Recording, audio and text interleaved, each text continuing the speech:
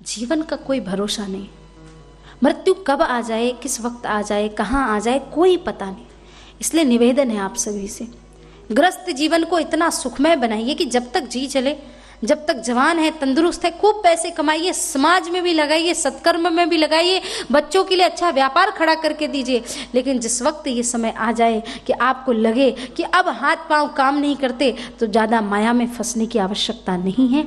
बच्चों को चाबी सौंपिए और आप भगवान के भजन में लग जाइए, क्योंकि कलयुग ऐसा है। तो मैं ये भी नहीं कहूँगी सब बच्चों को ही दे दे, क्योंकि मैंने ऐसे ऐसे परिवार को देखा है कि बच्चों को सब कुछ समर्पित कर दिया और बच्चे माँ बाप को ही धक्के मार के वृद्धाश्रम में निकाल देते हैं। अपने लिए कुछ एकत्रित करके अवश्य रखें, लेकिन इतनी माया भी ना रखें कि उस माया में ही आप फंसे रहें और आपको भगवान के भजन की इच्छा ही ना हो। निवेदन करती हूँ, ग्रस्त जीवन को सुखमय बनाना है। निंदा, चुगली, बुराई, इन सब चीज़ों से दूर रह करके, और जब ये वक्त आ जाए कि श्रवण समीप भये सत केसा, उस समय सब कुछ समर्पित करके प्रभु के हो जाइए। भगवान का भजन, मृत्यु सबको एक न एक दिन आनी है। जो व्यक्ति चाहे बड़ी बड़ी कार में बैठो, बड़े बड़े डोली पे, बड़े बड़े रथ पे बैठो, पर मृत्यु एक न एक दिन सबको आनी है। शिव कथा, शिव महापुराण की कथा आप बोध स्वामी जी से सुन रहे थे।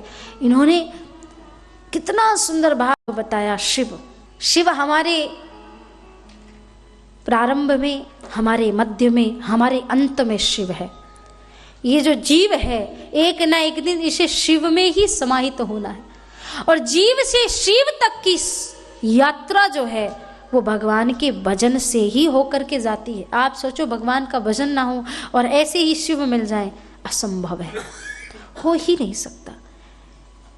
इस जीवन को मृत्यु तक लेकर के जाना है तो मृत्यु को भी सुखमय बनाइए ना।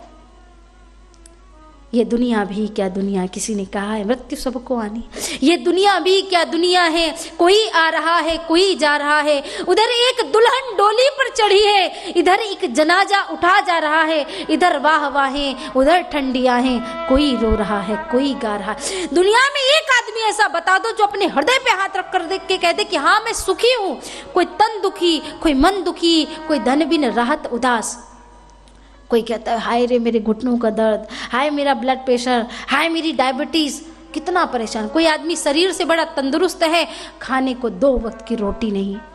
फुटपाथ पे बैठे हुए उन लोगों से पूछो भैया सुखी हो, बोले हम कहाँ, वो तो बड़ी बिल्डिंग वाले। उन बड़ी बिल्डिंग वालों से पूछो भैया सुखी हो, तुम्हारे पास तो कोई बीमारी भी नहीं, पैसे रुपए सब है। बोले क्या बताएं, पत्नी कहना नहीं मानती, बेटा खूब लड़ाई करता है, बेटी घर छोड़ करके चली गई है, मेरा नौकर तक मुझसे जुबान लड़ाता है, उसके पास भी दुखों का भंडार है, डिप्रेशन में जा रहा है, एंटी डिप्रेशन टैबलेट्स खानी पड़ती है उसको। कोई तन दुखी, कोई मन दुखी, कोई धन भी न राहत उदास।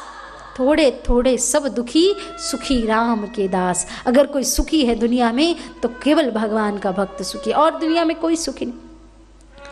कबीरा सब जग निर्धना, धनवंता नहीं कोई, धनवंता सोई जानिए, जाके राम नाम धन होए। जिसके पास राम नाम का धन है वही सबसे बड़ा सुखी है हमारा।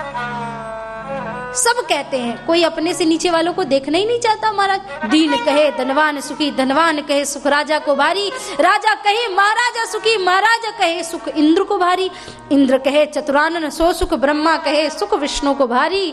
तुलसीदास विचार कियो, हरि भजन बिना सब जीव दुखारी। जिसके पास भगवान का भजन ही नहीं वो हर आदमी दुखी है, और ऐसे ही दुखी रह जाओगे जिंदगी भर अगर भगवान का भजन नहीं करोगे। दिन भर रोना रोना, हाय रे ये हो गया, हाय हाय करना, ये क्यों करते हो? भगवान ने जिया है जन्म, भगवान जिसको जन्म देता है उसके भोजन की व्यवस्था करता है। अनन्या चिंतयन्तो माम ये जना पर्युपास्ते तेकाम नित्यम वियुक्ताना योग क्षेमम वहाम्यम। गीता में भगवान कहते हैं एक पंछी से लेके, एक चींटी से लेके एक हाथी तक का सबका योग क्षेम मैं वहन करता हूँ।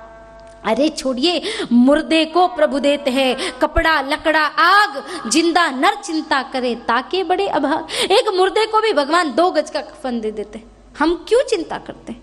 क्योंकि हमें चिंता नहीं उनकी, उन्हें चिंता हमारी है। हमारे जीवन का रक्षक सुदर्शन चक्रधारी है, हम सभी का रक्षक तो भगवान है।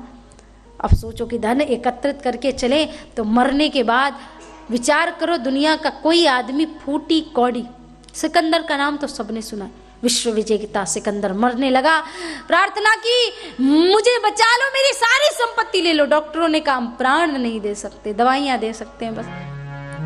कहा मैं मर जाऊंगा, तो महाराज कहा कि मर जाओ, हम क्या कर सकते हैं। सिकंदर ने कहा मैं मरूं ना तो मेरे दोनों हाथ मेरे कफन से बाहर निकाल देना और कह देना, सारी दुनिया को बता देना कि सिकंदर ने बहुत कमाया पर मरते वक्त फूटी कौड़ी साथ में नहीं लेके गया। दुनिया ने खूब कमाया, क्या हीरे क्या मोती, पर क्या करे यारो, कफन में जेब नहीं होती।